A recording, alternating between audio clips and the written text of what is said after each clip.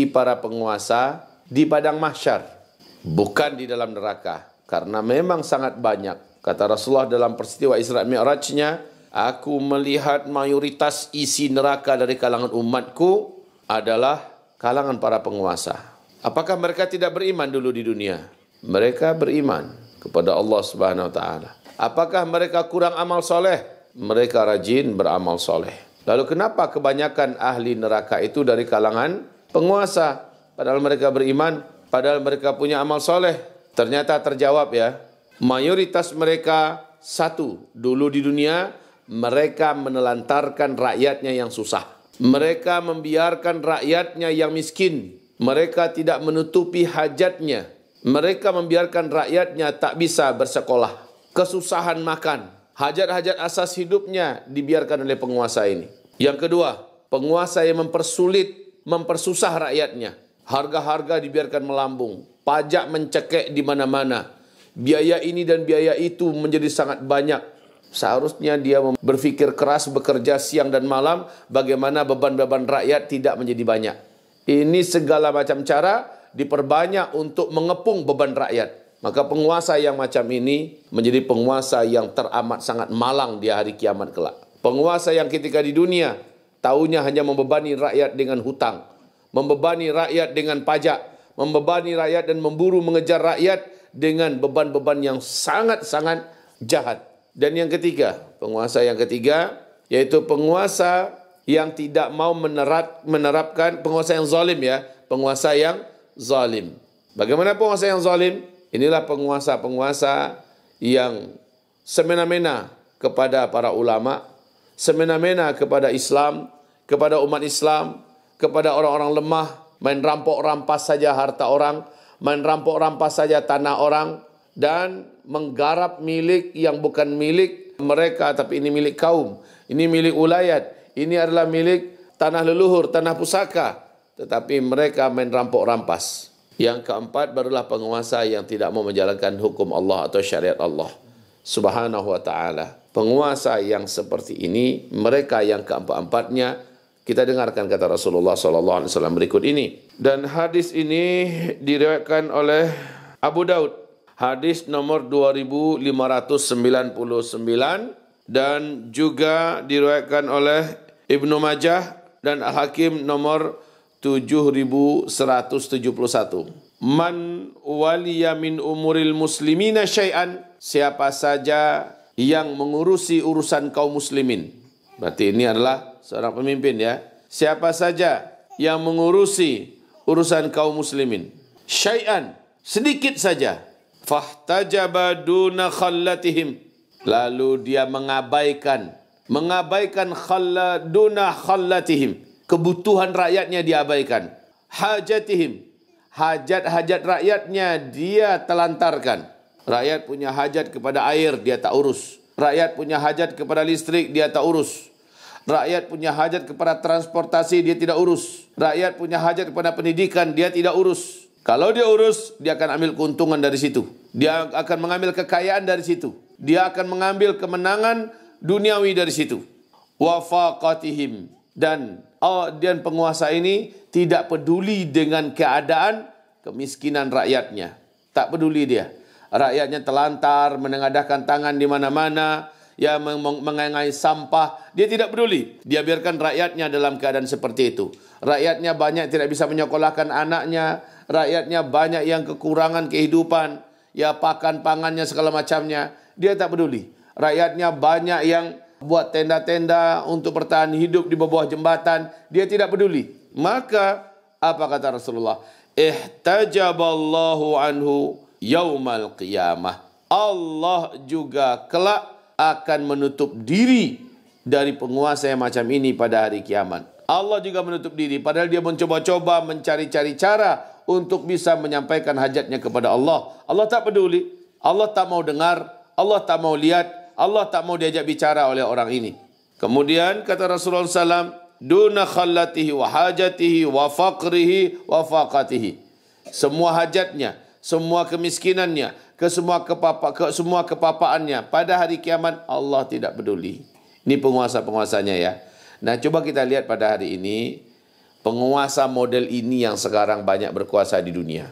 Penguasa yang macam ini, yang mempersulit rakyat, yang menyusahkan rakyat, yang memberatkan beban rakyat, ya, yang menelantarkan rakyat, bahkan yang anti kepada syariat Allah Subhanahu wa taala, yang zalim kepada rakyat, kepada para ulama, yang zalim kepada Islam dan kaum muslimin. Penguasa macam ini, walaupun dia haji tiap tahun, walaupun dia bangun masjid tiap kota di seluruh Indonesia, walaupun derman dan sedekahnya banyak luar biasa, tapi dia zalim pada rakyatnya, atau dia menelantarkan rakyatnya. Ya Allah, masih ingatkah kita kisah Umar bin Khattab?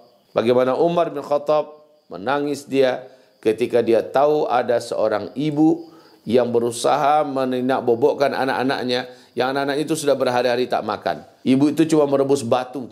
Setelah Umar tahu bahwa ibu itu masak batu agar anak-anaknya bisa tidur, maka Umar bin Khattab bilang, bagaimana pandangan ibu dengan Umar bin Khattab, Amirul Mukminin kalian? Apa kata ibu ini? Saya akan tuntut dia pada hari kiamat. Ya, dia tak tahu apa keadaan saya hari ini. Ya Allah, menangis Umar bin Khattab. Lalu dia pulang cepat bersama Abu Musa al-Asy'ari. Masuk, dia langsung membuka pintu gudang makanan Baitul Mal kaum muslimin. Dia pikul dengan bahunya sendiri makanan, bahan-bahan makanan dan sebagainya. Apa kata Abu Musa al-Asy'ari? Saya saja. Kata beliau, apa kamu bisa memikul ini nanti pada hari kiamat? Biarkan saya. Amirul Mukminin, penakluk 2/3 dunia. Dengan tangannya sendiri dia memikul kebutuhan rakyatnya. Lalu diantarkan ke tempat ibu itu.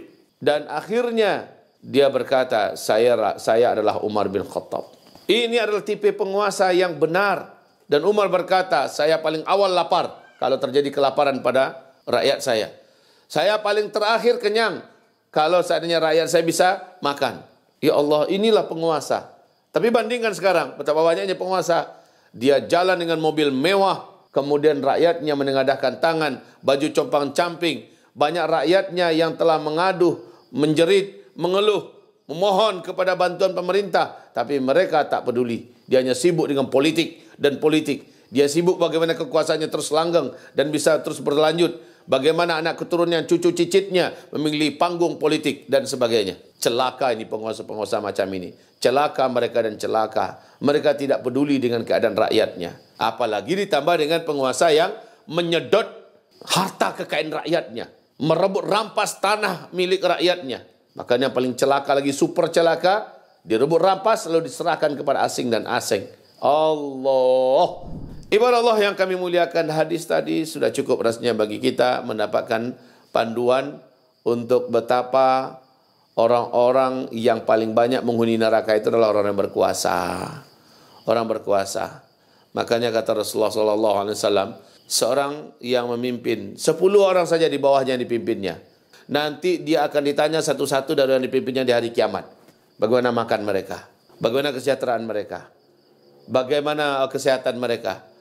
Bagaimana pakaian mereka? Bagaimana solat mereka? Bagaimana hijab mereka?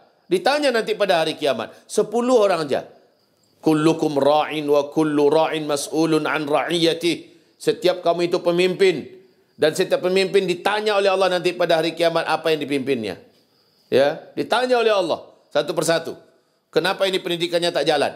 Kenapa ini makannya tak ada? Kenapa ini pakaiannya membuka aurat? Kenapa ini tak pakai jilbab? Kenapa ini tak solat? Kenapa ini tak mau puasa? Kenapa? Ditanya oleh Allah 10 orang aja. Coba bayangkan ketika yang dipimpinnya 100 orang. Pak RT. Lalu naik ke atas. Pak RW. Sekian kakak dalam kawasan kepemimpinannya. Lurah. Berapa banyak yang dalam kepemimpinannya? Berapa yang lapar dari mereka? Lurah ini nanti dituntut oleh Allah pada hari kiamat. Berapa yang tidak berpakaian di antara mereka? Berapa yang tidak sekolah di antara mereka? Berapa yang tidak punya rumah di antara mereka? Tak punya tempat untuk berteduh dan bernaung. Ditanya lurah ini di hadapan Allah Subhanahu wa taala. Lurah lo ini. Bagaimana di atas lurah? Camat. Berapa banyak kelurahan yang ada dalam kepemimpinannya? Sebenarnya jadi lurah saja sudah bisa dia menangis berhari-hari meratapi nasibnya kelak di hari kiamat. Baru lurah lo itu ya. Karena ada nanti yang tidak menutup aurat. Perempuan-perempuan yang di bawah kepemimpinannya. Ada laki-laki yang tidak mau solat. Jangankan ke masjid, solat juga kagak. Bagaimana nanti mereka menjawab di hadapan Allah Subhanahu wa taala? Berapa banyak anak-anak yang tidak bisa sekolah di bawah kelurahannya? Dia yang bertanggung jawab nanti di hadapan Allah Subhanahu wa taala. Setelah jadi dari lurah, camat, lebih banyak lagi kelurahan yang di bawahnya. Di atas camat, bupati, wali kota, gubernur. Allah. Mereka malah berlomba-lomba, berduyun-duyun, dan berbangga-bangga menjabat. Mikirnya singkat amat. Yang dia pikir cuma di dunia doang. Padahal nasibnya di akhirat. Ya Allah. Ya, nasibnya di akhirat. Coba dengar bagaimana tangisan Umar bin Abdul Aziz. Seorang pengusaha sukses. Cucu kandung Umar bin Khattab. Bagaimana beliau menangis sejadi-jadinya. Basah baju bagian dadanya. Tak mampu dia berdiri di tempat duduknya. Kenapa? Karena beliau mendengar berita resmi dah fix. Beliau diangkat oleh Ahlul Halli wal Aqdi sebagai Khalifatul Muslimin. Menangis dia. Menangis. Lidahnya mengeluarkan kata-kata, kenapa aku terlahir ke dunia? Kenapa ibuku melahirkan aku? Kenapa begini buruk nasibku? Itu yang diratapinya. Kenapa aku terlahir ke dunia? Kenapa ibuku melahirkanku? Kenapa begitu buruk nasibku ketika dia tertunjuk sebagai Khalifatul Muslimin? Karena mereka tahu derita apa yang akan mereka tanggung nanti di padang mahsyar. Beratnya tuntutan rakyat nanti di hadapan Allah nanti pada hari kiamat. Coba lihat ulama lurus mana yang di bumi ini sekarang ini mau ya ditunjuk jadi pemimpin. Semuanya pasti akan menolak. Dan memang begitu ulama, orang-orang berilman, orang-orang berilmu itu sangat takut dia diangkat menjadi sesuatu. Walaupun hanya guyon. Karena mereka tahu apa yang akan mereka pikul nanti pada hari kiamat. Ya, berangkat daripada hadis ini, maka teranglah oleh kita kebodohan yang muncul di akhir zaman. Orang-orang yang berbangga-bangga dan berlomba-lomba untuk mendapatkan jabatan.